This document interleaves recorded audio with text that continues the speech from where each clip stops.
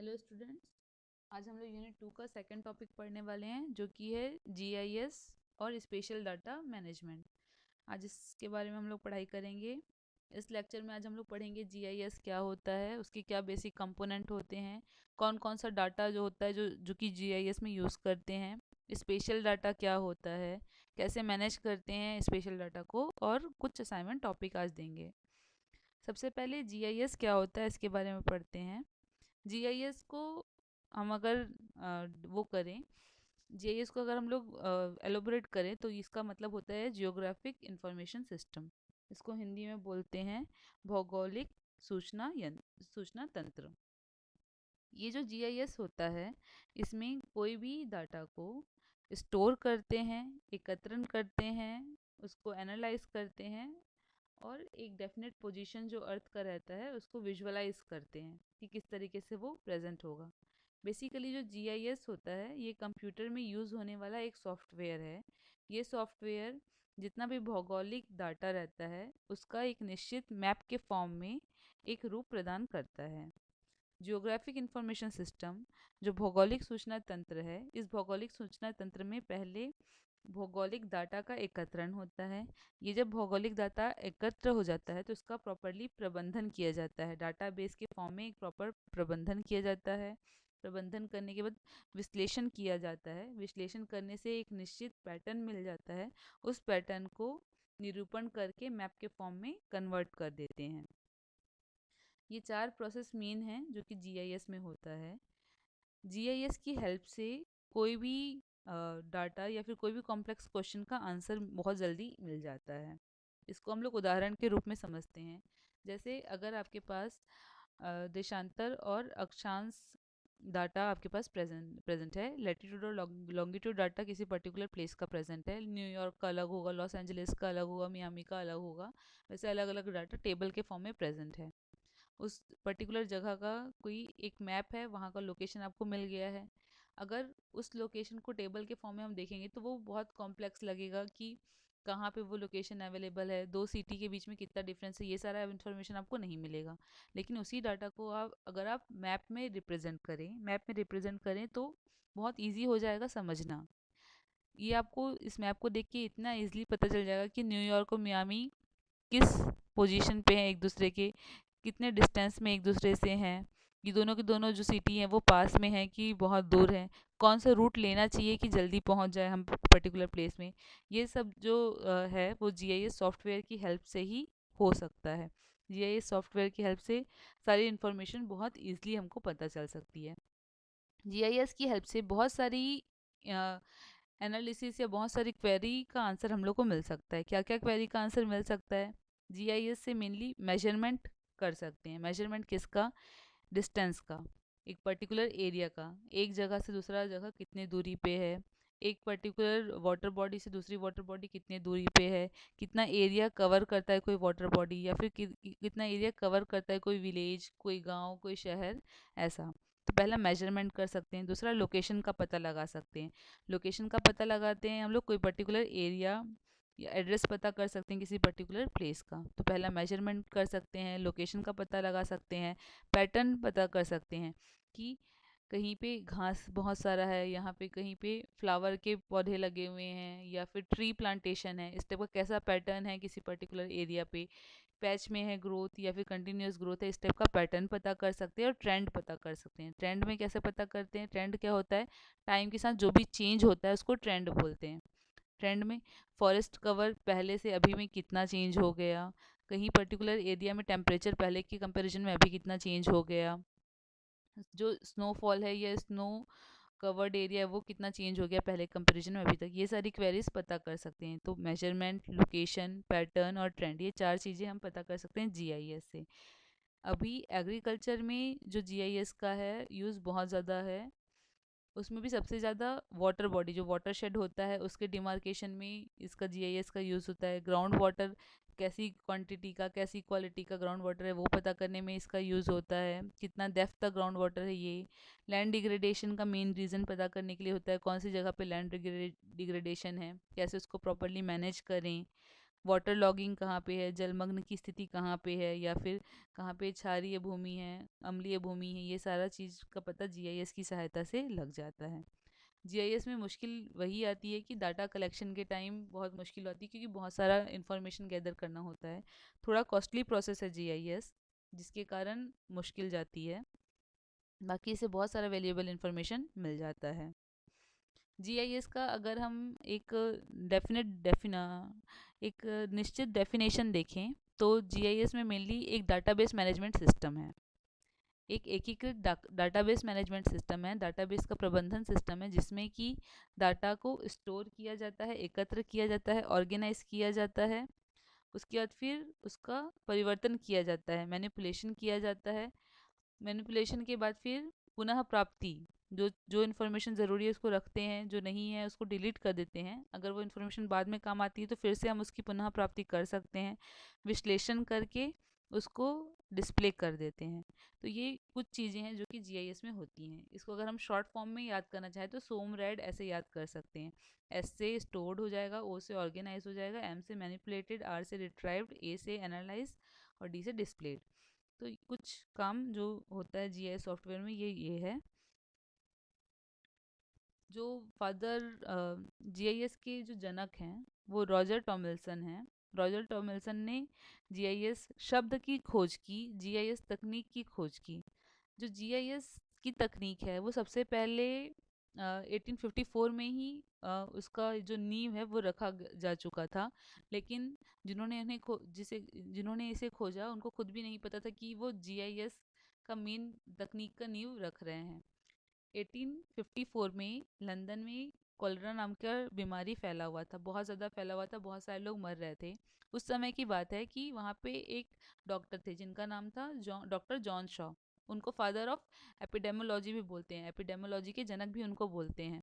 उन्होंने उस टाइम देखा कि बहुत सारे इंसान मर रहे हैं और एक निश्चित जगह पे ही आदमी मर रहे हैं, और वो निश्चित जगह पे बहुत सारे लोग बीमार पड़ रहे हैं। तो उन्होंने क्या किया कि उस पर्टिकुलर जगह का इंफॉर्मेशन गैदर किया, तरह तरह के मैप थे वो सबको एकत्र किया। वो सारा मैप जब एकत्र कर लिया और वो सारे मैप का इंफॉर्मेशन को कंबाइन किया तो क्या पता चला उनको कि जो कॉलरा नाम की बीमारी है वो एक निश्चित जगह पे ही हो रही है। उस निश्चित जगह पे जो हो रही है, इसका मतलब कि उस बीमारी का भौगोलिक संरचना से के कारण प्रभाव पड़ रहा है। तो भौगोलिक संरचना और बीमारी के बीच में कुछ रिलेशन है, ये उन्होंने ज्ञात किया। ज्ञात करने के बाद जब पता चला कि पानी के कारण, पानी वाटर बॉडीज के पास ही हो रही है वो बीमारी, तो पानी ही मेन रीज़न है, उन्होंने ये पता लगा लिया और उस बीमारी को ठीक करने के लिए उन्होंने एक सॉल्यूशन निकाला, एक क्योर निकाला। तो जाने अनजाने में उन्होंने जीआईएस का नींव रखा। इस तरीके से जीआईएस के बारे में उनको पता नहीं था, लेकिन तब से ही जीआईएस शुरू हो चुका है। पहले के ज़माने में कंप्यूटर उतना ज़्यादा प्रचलन में नहीं था। कंप्यूटर अगर यूज़ करते भी थे लोग तो सिंपल डाटा स्टोर करने के लिए करते थे और कुछ के लिए इन्फॉर्मेशन नहीं करते थे। वक्त जैसे जैसे आगे बढ़ता गया, 19th सेंचुरी जब आई, तब कंप्यूटर भी एडवांस फॉर्म का डेवलप होने लगा, ज़्यादा स्टोरेज कैपेसिटी का, बहुत सारे फील्ड में कंप्यूटर का उपयोग होने लगा। तब 1960 की बात है। 1960 में जो कनाडा है वहाँ पे रॉजर टॉमिल्सन नाम के साइंटिस्ट रहते थे। कैनेडियन गवर्नमेंट मेनली जो इनकम होता था वो पेपर और पल्प इंडस्ट्री से होता था। पेपर और पल्प इंडस्ट्री, वहाँ पे बहुत सारे ट्रीज थे जिससे पेपर जनरेशन हो सकता था पल्प के कारण। अब कैनेडियन गवर्नमेंट को जो ये इंडस्ट्री है ये केनिया में इस्टेब्लिश करनी थी। लेकिन केनिया में जो कैनेडियन गवर्नमेंट है उनको नहीं पता था कि कहाँ पे जो ट्रीज़ है और वैसे ट्रीज़ कहाँ पे प्रेजेंट है जहाँ जिससे पल्प निकले, जिससे पेपर प्रोड्यूस हो सके। तो रॉजर टॉमिल्सन को उन्होंने वर्क दिया कि वो ट्रेस करें, एक मैप ऐसा फॉर्म करे कि आइडेंटिफाई करें कि कहाँ पे वो ट्रीज़ है जिससे कि पल्प मिल सके। रॉजर टॉमिल्सन कुछ अपने जो भी कलीग्स हैं उनके साथ गए वहाँ पे, बहुत सारा उन्होंने सर्च किया, बहुत सारे मैप आइडेंटिफाई किए। लेकिन जब वो मैप, ढेर सारे मैप को जब देख रहे थे और उनसे एक फाइनल कंक्लूजन ड्रा करने का कोशिश कर रहे थे, तो उनको उनको बहुत तकलीफ हुई, बहुत मुश्किल हुई। किस चीज़ में मुश्किल हुई? क्योंकि बहुत सारा मैप था, बहुत सारा इन्फॉर्मेशन था, उसको कैसे एक करके एक कंबाइंड या फिर एक सिंपल आंसर जनरेट कर सके। इसमें एक कोई कंप्यूटर एक्सपर्ट थे। उन कंप्यूटर एक्सपर्ट ने क्या किया कि जितना भी मैप जो केनिया का था उसको डिजिटल फॉर्म में कन्वर्ट कर दिया। रॉजर टॉमिल्सन ने उनकी हेल्प से जो भी डिजिटल फॉर्म में कन्वर्ट हुआ मैप, उसकी सबकी बाउंड्री कॉमन कर दी। मतलब कोई बहुत बड़े एरिया का मैप था, कोई छोटे एरिया का मैप था, तो एक निश्चित एरिया सब में फिक्स कर दिया। इस तरीके से क्या हुआ, एक निश्चित एरिया का सारा इन्फॉर्मेशन मिल गया। फिर ऑनलाइन में ही या फिर डिजिटल फॉर्म में ही वो सारे इन्फॉर्मेशन को जब मर्ज किए, तब उनको एक फाइनल कंक्लूजन मिला कि इस पर्टिकुलर एरिया में कोई भी ट्री नहीं ग्रो होती, इस पर्टिकुलर एरिया में जिससे पल्प प्रोड्यूस हो सके वैसी ट्री ग्रो होती है।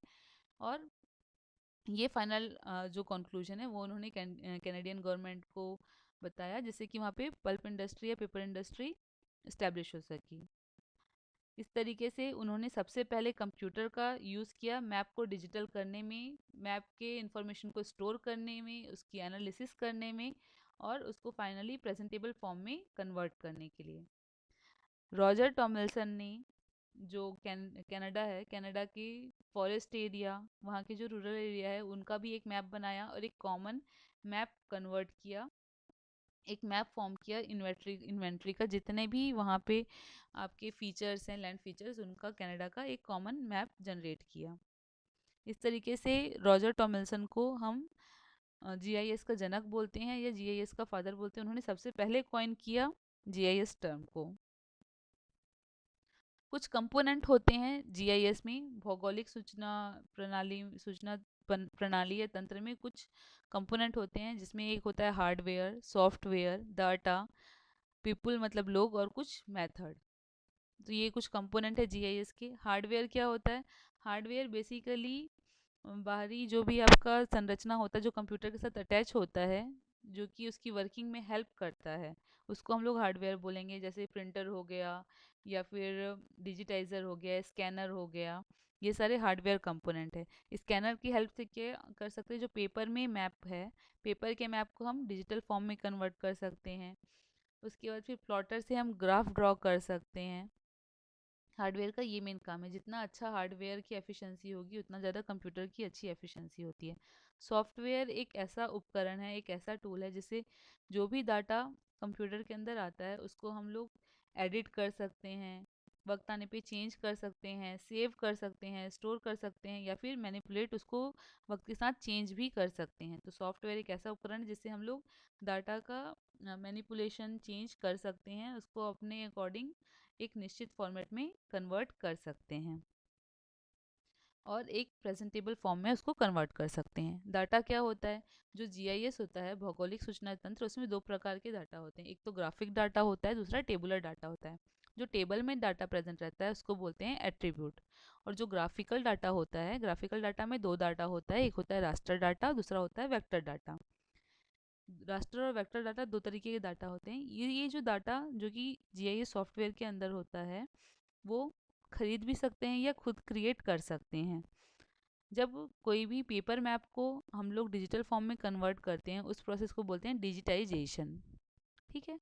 रास्टर मैप, जो मैंने आपको जियोग्राफिक मैप बताया है, उस रास्टर मैप को अगर हम लोग अगर लैंड का कोऑर्डिनेट होता है, लैटिट्यूड और लॉन्गिट्यूड वाले पोजीशन के साथ मर्ज करके एक मैप बनाएं, उस प्रोसेस को बोलते हैं रबर शीथिंग या जियो रेफरेंसिंग बोलते हैं। जियो रेफरेंसिंग मतलब भौगोलिक जो भी कोऑर्डिनेट है उससे कोलेब्रेशन करके अगर हम एक निश्चित मैप बनाएं रास्टर डाटा का, तो उसको बोलते हैं रबर शीथिंग या जियो रेफरेंसिंग। नेक्स्ट होता है पीपुल, लोग। लोग वो इंसान होते हैं या वो जो कि जीआईएस को उपयोग करे, हार्डवेयर और सॉफ्टवेयर को, वो यूज़र या फिर पीपल कहलाते हैं। वो अपने अकॉर्डिंग, स्पेसिफिक एक्टिविटी के अकॉर्डिंग यूज़ करते हैं जीआईएस का सॉफ्टवेयर। मेथड, मेथड काम के अकॉर्डिंग चेंज होता रहता है। किसी को लैंड डिग्रेडेशन का देखना है तो वो अलग मेथड अप्लाई करेगा, जिसको बिजनेस पर्पस के लिए उपयोग करना है वो अलग मेथड अप्लाई करेगा। इस तरीके से ऑर्गेनाइजेशन के अकॉर्डिंग जो मेथड्स हैं वो चेंज होते हैं। ये 5 कंपोनेंट हैं भौगोलिक सूचना तंत्र के। किस टाइप का डाटा जीआईएस में उपस्थित रहता है? मैंने बताया दो तरीके का डाटा जीआईएस में उपस्थित रहता है, एक ग्राफिक और एक टेबुलर। जो ग्राफिक डाटा होता है, जो मैप फॉर्म में प्रेजेंट रहता है, उसको बोलते हैं स्पेशियल डाटा। और जो टेबल फॉर्म में उपस्थित रहता है, जिसको कि एट्रीब्यूट भी बोलते हैं, वो होता है नॉन स्पेशल डाटा। ये जो स्पेशल डाटा होता है, स्पेशल डाटा में मेनली टोपोग्राफी, किस टाइप की मृदा है, कैसा वहाँ का भौगोलिक संरचना है, वहाँ का वन कैसा है, वैसे वो सारे डाटा को हम एक लेयर फॉर्म में स्टोर करते हैं जीआईएस में। नॉन स्पेशल डाटा में मेनली कितना बर्थ रेट है, कितना डेथ रेट है इंसान का, वर्षा का कैसा पैटर्न है, वाइल्ड लाइफ कैसा है, सेंसस कैसा है, ये सारा चीज़ जो डाटा होता है वो नॉन स्पेशल डाटा के अंदर आता है। स्पेशल डाटा में मेनली दो तरीके का डाटा होता है। स्पेशल डाटा में रास्टर डाटा होता है और वेक्टर डाटा होता है। ये जो रास्टर डाटा होता है ये ग्रिड के फॉर्म में, जो रो और कॉलम के फॉर्म में ये उपस्थित रहता है। ये कंटिन्यूस डाटा भी हो सकता है या फिर एक निश्चित विलेज का, एक क्या बोल सकते हैं, पॉन्ड का या फिर वेल का, कुआं का, इस टाइप का ऐसा डाटा हो सकता है, या फिर एक यूनिफॉर्म पूरे लैंड का, टेम्परेचर का, ह्यूमिडिटी का, इस टाइप का दोनों तरीके की डाटा इसमें यूज़ करते हैं, या उस दोनों तरीके का इंफॉर्मेशन इसमें मिल जाता है। लेकिन रास्टर डाटा में मेनली जो टाइम के साथ परिवर्तन होते हैं वैसे डाटा का मैप बनता है, जैसे कि टेम्परेचर, स्लोप, इन सारे डाटा का बनता है। जो रास्टर डाटा होता है उसमें जो बाउंड्री होती है वो होमोजिनस नहीं होती है, वो सीढ़ीदार होती है या फिर कुछ हिस्सों में टूटी टूटी होती है। जो रास्टर डाटा होता है इससे कॉम्प्लेक्स डाटा का भी एनालिसिस बहुत ईजिली हो जाता है, टाइमली हो जाता है, स्पीड से हो जाता है रास्टर डाटा में। जो वेक्टर डाटा होता है इसमें मेनली तीन तरीके के डाटा पाए जाते हैं, पॉइंट, लाइन और पॉलीगॉन। तीन टाइप के डाटा, जो जिसमें पॉइंट होता है उसका कोई भी डायमेंशन नहीं होता, डायमेंशन मतलब उसका लेंथ और विड्थ नहीं होता, लाइन का लेंथ होता है और पॉलीगॉन का लेंथ, विड्थ और एक एरिया होता है। अगर हम लोग पॉइंट को जोड़ दें तो लाइन बन जाता है और लाइन को जोड़ दें तो एक पॉलीगॉन, एक क्लोज्ड एरिया बन जाता है। वेक्टर एरिया जो जैसे कि रियल में एग्जिस्टेड है वैसा इमेज बनाता है वेक्टर डाटा। वेक्टर डाटा में मेनली जो देशांतर और अक्षांश रेखाएं होती हैं, लैटिट्यूड और लॉन्गिट्यूड लाइंस होती हैं, उनकी हेल्प से जियो रेफरेंसिंग होता है, मतलब एग्जैक्ट पोजीशन कहाँ पे वो ट्रेस कर सकते हैं वेक्टर डाटा के through. Vector data mainly shape file में अवेलेबल होता है और शेप फाइल में जीआईएस में स्टोर होता है। वेक्टर डाटा का कुछ अलग अलग इमेज है, जैसे कि वेक्टर डाटा, ये एग्जांपल है वेक्टर डाटा से कैसे इमेज बनेंगे और रास्टर डाटा से कैसे इमेज बनेंगे। वेक्टर डाटा से ही क्लियर है कि ये जैसे कि अर्थ में दिखता है वैसे ही यहाँ पे इमेज भी बन रही है। ये पॉलीगॉन शेप में बनता है फाइनल इमेज किसी पर्टिकुलर चीज़ का। रास्टर डाटा में ग्रिड फॉर्म में बनता है, ये ग्रिड फॉर्म में बना उसके बाद उसको रिप्रेजेंट करते हैं इसी किसी पर्टिकुलर एरिया में। ये एक पॉइंट का डिमार्केशन है वेक्टर फॉर्म में और रास्टर फॉर्म में। रियल में जो दुनिया है वो ऐसी दिख रही है जिसमें कि जल है, नदी है, बिल्डिंग्स हैं, पेड़ पौधे हैं, वाटर बॉडी है। अब इस रियल वर्ल्ड को, मतलब एक विजुअल फॉर्म को बनाने के लिए बहुत सारे लेयर की ज़रूरत होती है। लेयर क्या होता है? लेयर एक निश्चित डाटा का कंबाइंड एकीकृत रूप रहता है, मतलब इस किसी का नदी का एकीकृत रूप या किसी का ज़मीन का एक पर्टिकुलर रूप, और इसमें वेक्टर और रास्टर दोनों डाटा रहता है। एक पर्टिकुलर इन्फॉर्मेशन का एक लेयर बनता है, तो ये ढेर सारे लेयर के इन्फॉर्मेशन प्रेजेंट रहते हैं, और ये सारे इन्फॉर्मेशन की जो बाउंड्री रहती है ये सब कॉमन रहती है, सब में कॉमन रहती है। मतलब अगर ये 200 मीटर का है तो ये भी 200 मीटर एरिया का ही होगा, ये भी 200 मीटर एरिया का ही होगा, ये सारा का सारा 200 मीटर एरिया का ही है। तो ये कॉमन बाउंड्री बन जाता है। उसके बाद इन सारे इन्फॉर्मेशन को मर्ज कर देते हैं और हमको एक एकीकृत रूप जैसे दिखती है ये थ्री डायमेंशनल फिगर, हमको जीआईएस इन्फॉर्मेशन जब कॉमनली फाइनल इंटरप्रेट हो जाता है तब इस टाइप का हमको रियल वर्ल्ड दिखता है। कौन कौन से डाटा फॉर्मेट जो है जो कि जीआईएस में यूज़ होते हैं?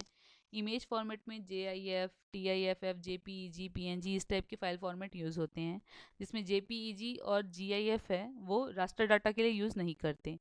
जीआईएस सॉफ्टवेयर के अंदर या जीआईएस फाइल फॉर्मेट कौन सा होता है? एनटीएफ, एसडीटीएस, डीएक्सएफ, इस टाइप की जो फाइल फॉर्मेट है वो जीआईएस के फाइल फॉर्मेट हैं। Shape file mainly vector data के लिए यूज़ होता है। इमेजिन और जियोटिफ फाइल रास्टर डाटा के लिए यूज़ होता है। और जियो डाटाबेस का जो फाइल फॉर्मेट होता है वो वेक्टर और रास्टर डाटा दोनों के लिए उपयोग में आता है। ये कुछ शेप फाइल के शॉर्ट फॉर्म है, एक्सटेंशन फॉर्म है, और ये रास्टर डाटा के एक्सटेंशन फॉर्म है।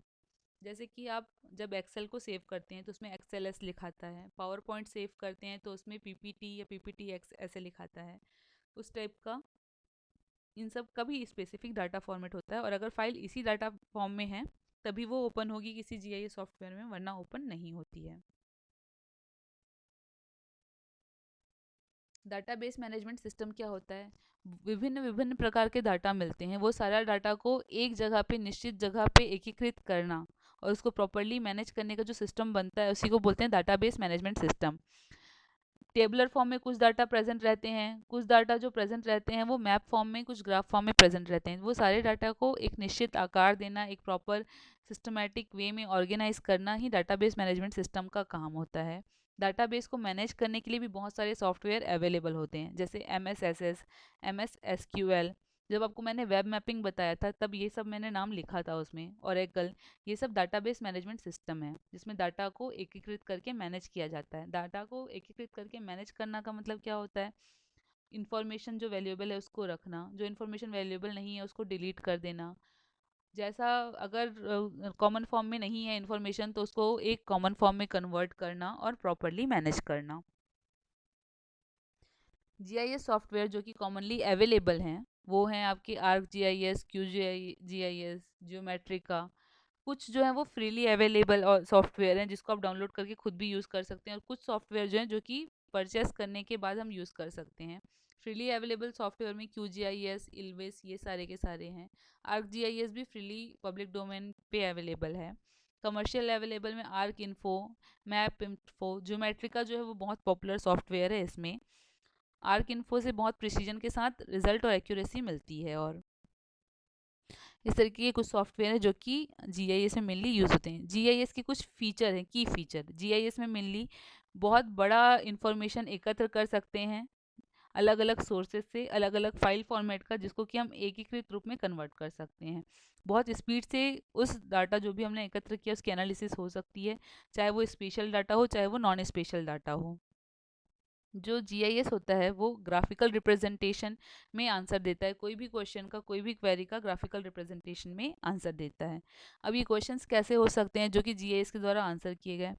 क्वेश्चन ये हो सकता है कि अगर हमने रोड बनाया तो उस रोड से ट्रैफिक उस पर्टिकुलर एरिया पे कैसे प्रभावित होगा? अगर कोई नहर बनी तो नहर कितने लोगों को हेल्पफुल हो सकता है? कौन से कोई एरिया में अगर बाढ़ आ गई तो बाढ़ कितने लोगों को, प्रभावित एरिया का कितना एरिया जो है वो प्रभावित हो सकता है? किसी जगह पे अगर सूखा पड़ा तो कितना एरिया सूखा पड़ेगा? कैसे उसको प्रॉपरली मैनेज करें और कैसे हम उसको बचा सकते हैं? ये सारे इन्फॉर्मेशन या फिर ये सारी क्वेरीज का आंसर GIS की हेल्प से मिल सकता है। स्पेशल मॉडलिंग हो सकती है। मॉडलिंग के बारे में मैंने आपको बताया था। मॉडलिंग मतलब एक सिस्टमेटिक मैनर में डाटा को अरेंज करना ही मॉडलिंग कहलाता है। मॉडलिंग कैसे कर सकते हैं? अलग अलग इन्फॉर्मेशन, सारे इन्फॉर्मेशन को जब हम एकीकृत कर देते हैं, कोलेबरेट कर देते हैं, तब एक जो विस्तृत रूप एक मिलता है वो मॉडलिंग के लिए बहुत एसेंशियल है। एक ग्राफिकल, एक चेन फॉर्म में या एक सिस्टमेटिक फॉर्म में डाटा को अरेंज करना ही मॉडलिंग कहलाता है। इस GIS से सोशियो इकोनॉमिक डाटा और रिमोट सेंसिंग के थ्रू जो डाटा मिलता है उसका भी एकीकृत करके एक कॉमन इन्फॉर्मेशन जनरेट कर सकते हैं। स्पेशल डाटा का कैसे प्रॉपरली मैनेज होता है इस GIS के सिस्टम में? जो GIS होता है भौगोलिक सूचना तंत्र होता है, इसमें कुछ मेन स्टेप होते हैं। पहला होता है डाटा एक्विजिशन, डाटा का एकत्र करना। डाटा एकत्र करने के बाद उसको पहले प्रोसेस करना, प्रोसेस करने के बाद फिर उसको डाटाबेस मैनेजमेंट सिस्टम में स्टोर करना। डाटाबेस मैनेजमेंट सिस्टम में जब स्टोर हो गया, स्टोर करने के बाद फिर उसको प्रेजेंटेबल फॉर्म में कन्वर्ट करना, और प्रेजेंटेबल फॉर्म में कन्वर्ट करने के बाद फिर एक आउटपुट के फॉर्म में जनरेट करना। ये जो डाटा एक्विजिशन होता है, ये डाटा का एकत्रण होता है। एकत्रण में पहले हमको आइडेंटिफाई करना होता है कि कहाँ का डाटा हम लें, कैसा डाटा हमको एकत्र करना है, कौन से प्रोसेस से एकत्र करना है। जनरली दो प्रकार के डाटा होते हैं, प्राइमरी डाटा होते हैं और सेकेंडरी डाटा होते हैं। प्राइमरी डाटा जो कि स्पेसिफिक GIS के लिए ही हम कैप्चर करेंगे, GIS के फाइल फॉर्मेट में हम लोग कैप्चर करेंगे, तो वो प्राइमरी डाटा हो गया। सेकेंडरी डाटा हमने किसी अन्य काम के लिए डाटा एकत्र किया, लेकिन उसका उपयोग अगर हम GIS में कर रहे हैं तो वो सेकेंडरी डाटा होता है। सेकेंडरी डाटा जब हम लोग स्टोर कर लेते हैं उसके बाद फिर सेकेंडरी डाटा का फाइल फॉर्मेट कन्वर्ट करना होता है GIS के फाइल फॉर्मेट में, तभी उसका उपयोग हो सकता है, तभी कंप्यूटर उसको रीड कर पाएगा। File format shape file format में कन्वर्ट हो जाता है, या फिर जियो डाटाबेस फॉर्मेट जो कि रास्टर और वेक्टर दोनों के लिए कॉमन फाइल फॉर्मेट है उसमें कन्वर्ट कर देते हैं। कन्वर्ट करने के बाद डाटा का प्रोसेसिंग होता है। प्रोसेसिंग मतलब अगर आपके मैप फॉर्म में कोई इन्फॉर्मेशन है या फिर पेपर फॉर्म में कोई इन्फॉर्मेशन है तो उसको डिजिटलाइज करेंगे, कंप्यूटर में फीड करेंगे, उस प्रोसेस को बोलते हैं डिजिटलाइजेशन। ठीक है, तो डिजिटलाइजेशन प्रोसेस से 3D इमेज किसी भी पर्टिकुलर जगह की मिल सकती है, किसी बिल्डिंग का, किसी रिवर का, किसी रोड का मिल सकता है। फाइल फॉर्म में उसको डिजिटलाइज करने के बाद या एक स्पेसिफिक फाइल फॉर्मेट में कन्वर्ट करने के बाद फिर बहुत सारा डाटा होता है, उसको रिड्यूस करते हैं, जो वैल्यूएबल इन्फॉर्मेशन रहती है उसको रखते हैं, बाकी को हम रिमूव कर देते हैं और उस इंफॉर्मेशन को एक डेफिनेट शेप दे के फिर हम डाटाबेस मैनेजमेंट सिस्टम में रखते हैं। डाटाबेस मैनेजमेंट सिस्टम में जब स्टोर कर लिए, स्टोर करने के बाद फिर उस इंफॉर्मेशन को जो हमारे पास पहले से अवेलेबल इंफॉर्मेशन है उससे कंपेयर करेंगे। कोई नई इंफॉर्मेशन आती है तो उसको हमको एग्जीक्यूट करना है या फिर प्रेजेंटेबल फॉर्म में ला के उसको रिपोर्ट करना है, और अगर कहीं और की जगह के मैप से मैच करके तो उस इंफॉर्मेशन को भी प्रॉपरली रिपोर्ट करना है। स्पेशल डाटाबेस मैनेजमेंट सिस्टम में होता क्या है, एक पर्टिकुलर लोकेशन का हमको इन्फॉर्मेशन मिल गया, वो इन्फॉर्मेशन को हमको कंप्यूटर में फीड करना है।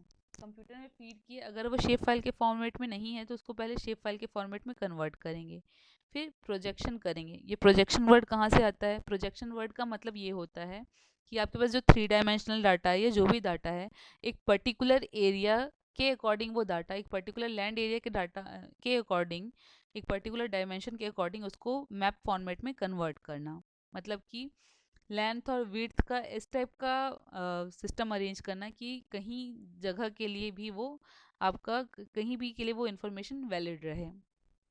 उसके बाद लेयर का फॉर्मेशन होता है। लेयर का फॉर्मेशन मतलब कि अलग अलग इन्फॉर्मेशन की अलग अलग लेयर रहती है। जैसे पहला लेयर रहा वो बताएगा कि कितना वहाँ पे लैंड एरिया है, दूसरा लेयर है वो बताएगा कि कैसा उसका वेजिटेशन पैटर्न है, तीसरा एरिया बताएगा, लेयर बताएगा कि कैसा उसका सॉइल पैटर्न है, चौथा बताएगा कि वहाँ की सोशियो इकोनॉमिक कंडीशन कैसी है वहाँ के लोगों की। इस तरीके से अलग अलग लेयर में बनता है।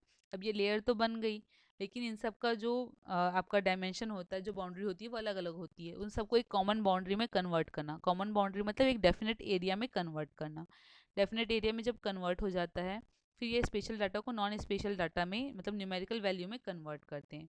वो न्यूमेरिकल वैल्यू में जब कन्वर्ट हो जाता है उसके बाद फिर मैप को हम लोग सर्वर में डालते हैं। सर्वर से जो पहले से एग्जिस्टेड मैप है उनसे कंपेयर होगा डाटा, कुछ इन्फॉर्मेशन अगर मिलती है तो उसको एनकोड करते हैं, और नई इन्फॉर्मेशन अगर नहीं मिली कोई इन्फॉर्मेशन तो हम प्रिडिक्ट करते हैं ऐसा इन्फॉर्मेशन हो सकता है, और एक मैप के फॉर्म में कन्वर्ट हो जाता है वो स्पेशल डाटा। इस तरीके से प्रॉपरली मैनेज होता है आपका स्पेशल डाटा। जैसे कि मेनली जो आपका जीआईएस है उसका मेन है डिसीजन सपोर्ट सिस्टम बनाना, कोई भी चीज़ का डिसीजन निकालने के लिए एक सपोर्ट सिस्टम बनाना। आपने एक एमआईएस का नाम सुना होगा, मैनेजमेंट इंफॉर्मेशन सिस्टम, तो आपको मैनेजमेंट इंफॉर्मेशन सिस्टम और डिसीजन सपोर्ट सिस्टम में क्या डिफरेंस है ये बताना है। कुछ सॉफ्टवेयर के नाम आपको मैंने बताए थे, इल्विस software, Q G I S, arc G I S. ये सॉफ्टवेयर किन कंट्री के द्वारा बनाए गए हैं ये आपको ढूंढ के इन्फॉर्मेशन लिखना है। ये वाला टॉपिक का असाइनमेंट और आपका एक जियोडसी है उसका असाइनमेंट, ये सारे के सारे एक ही असाइनमेंट आपके होंगे और आपको एक ही में इसको सबमिट करना है। Thank you.